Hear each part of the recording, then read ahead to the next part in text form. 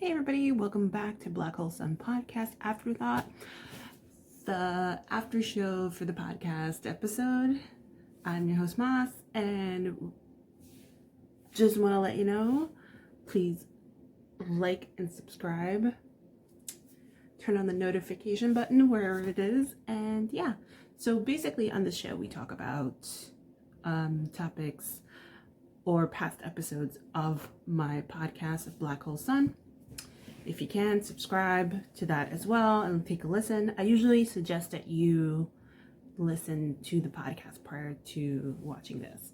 So this particular episode, we'll be talking about the 1980 show Knightrider, starring David Hasselhoff in his full glory. I was a kid when the show was really hot. It was only on for 4 years, which is kind of strange because a lot of those 80s and 90s shows ran for way too long. Like, I'm looking at you, X-Files, 11 seasons. Whew. Wow. Yeah, a lot of those shows, I think Golden Girls also ran for like over 6 seasons. It was like a thing. Like, I feel like, especially NBC, they kind of ran with it. And, you know, and even though the X-Files did have 11 seasons, I think 2 of those seasons are recent. And then it's just literally 9 seasons back in the 90s. So anyway, going back to Knightrider. If you don't know the show, I definitely think you know about the talking car.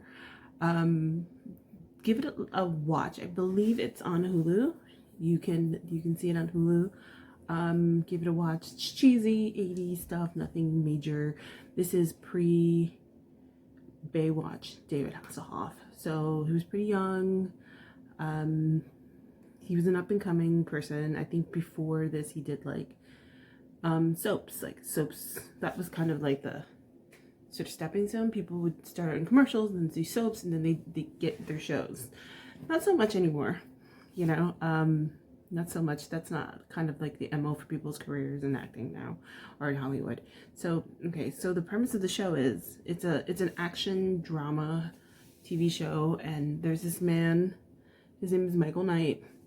Originally, I can't remember his original name, but definitely Michael, but I don't know what was the original. So he's in the first pilot episode, which I remember I watched it recently, but I can't remember. I guess it's Hulu or Amazon, one of those two.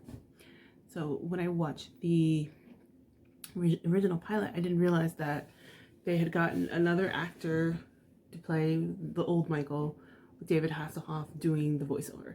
So in the first episode, there's this cop, and he is trying to do a bust, or there's some undercover work or something, and it goes wrong.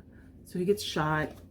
He gets shot so bad in the face that they have to do plastic surgery. So they, you know, he's on his deathbed, that he's gonna die. And they shot him so bad that in the face that he's unrecognizable. So come in this nefarious millionaire, Miles. He comes in, he's part of the Knight Foundation. And for some reason, a lot of these shows, I brought this up in the podcast, especially in the 80s. There's some guy who's an ex-cop, and he was like a super cop. But then, you know, something happens, and then he gets hired by a private foundation that takes him undercover or pays him more than being like, it's always some sort of like ex-cop, too good for the force, gets kicked off or killed off or something, and then some secret organization comes and hires them.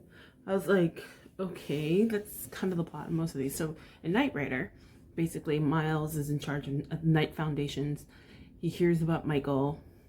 I don't know how. I guess he was watching him this whole time. Hears that he's dying. Pays for his operation. Pays for his new plastic surgery.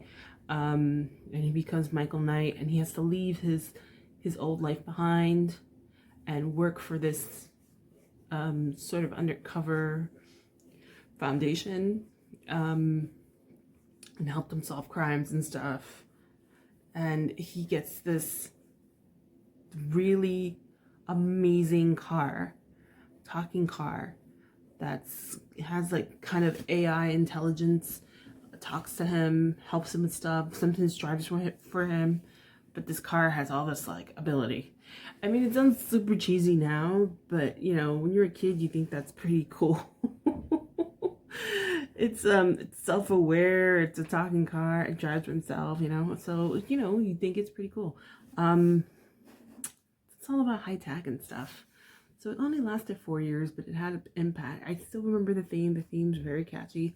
That's just like, theme songs are just like a big thing in the 80s and 90s. Like everybody likes a good theme song. So I just basically was talking about how the show impacted a lot of kids from that generation. How interesting it was, this kind of like secret agent with this AI intelligence kind of sidekick who's a car. You know, I loved the show. I was a fan of the show. I was a fan of David Hasselhoff. After that, David Hasselhoff went off and had an amazing musical career in Germany, as well as, you know, Baywatch. So the man's been working for a really long time. You know, he's done movie appearances. He's done reality TV show. He has, as I said, a music career in Germany. So it was kind of a stepping stone that made him really famous.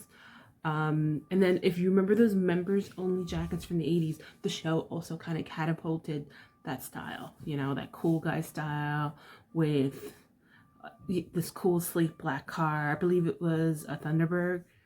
I could be wrong. I'll look it up. But the car was so cool and he was so cool. So, and there was like, I don't remember like particular episodes. Like it wasn't like nothing stuck out. But him and that car were kind of, yeah, it was kind of like, oh wow, that's so cool. I want to have a car like that one day. And then in later seasons it got like this turbo thing where he could like drive super fast with the car, and it was like, whoa, you know. Now I don't know if that show would last. That show would be such a big thing. They tried to bring it back in the 2000s, and I don't think it even lasted that many seasons. Not even seasons, but like the first season it was done, like a couple episodes, and people were just like, it's kind of dated, you know. If they brought it back now, if people would kind of enjoy it. I mean, it definitely brings back nostalgia for anybody who's, you know, around that time. It was, I think, 1982, 83. I'll double check. But that's the, you know, 82 to 86. You know, that was interesting, especially, I mean, the car talking and the AI, that's kind of dated, obviously, because we're far beyond that.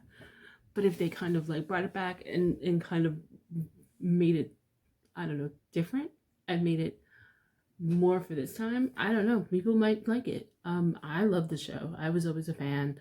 I was a huge fan of David Hasselhoff. I thought he was great. Yeah, no, the car talking, what kid didn't like that? It was that and Thundercats. Those, oh, and Jim. Those were my go-to shows. And yeah, it was fun. It was fun. Let me know in the comments if you've ever seen it, if you love it, if you hate it. What was your favorite part about it? Obviously, I feel like everybody loves the car. The talking car was always like, wow, how like advanced are we? You know, for 1982, you know, like, wow, how cool is that car? And if you didn't realize, the voice of the car was the actor who played the teacher on Boy Meets World.